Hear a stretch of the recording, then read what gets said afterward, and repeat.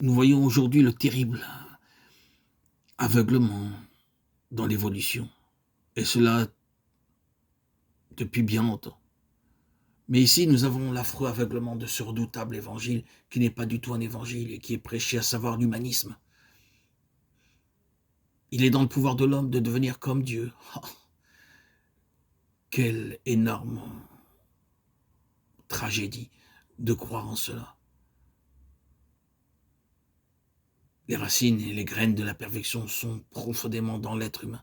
Si seulement il creuse assez profond pour les trouver, il n'y a aucun besoin d'intervention de l'extérieur. Ce n'est pas nécessaire que Dieu intervienne, que Christ vienne dans ce monde. Quelle supercherie, quel mensonge de croire à tous ces propos. L'homme a en soi la capacité de s'élever, de s'améliorer. Au fond de son être, il est une créature merveilleuse.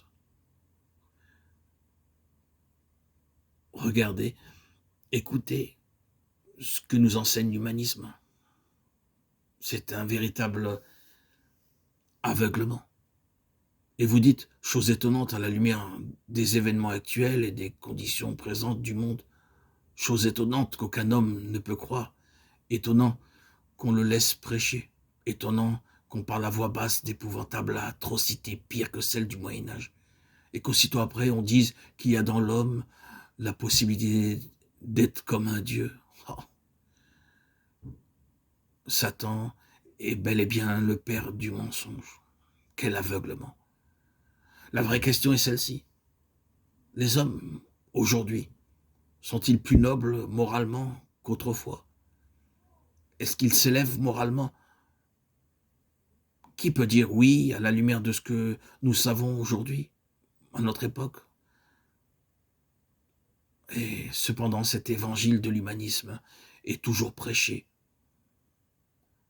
L'homme s'élève constamment, et bien sûr l'utopie à l'horizon, parce que l'homme a en lui-même la capacité de s'élever.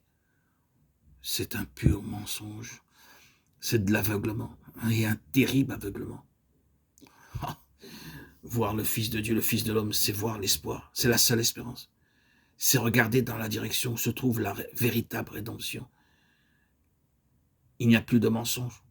La rédemption est dans un autre genre d'humanité et dans un pouvoir de racheter, parce qu'il y a là quelque chose qui satisfait Dieu.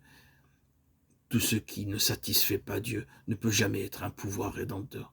Est-ce que le Seigneur Jésus a le pouvoir? Nous tous, nous nous écrions d'une seule voix, oui, il a le pouvoir. Il a la ressource pour le faire.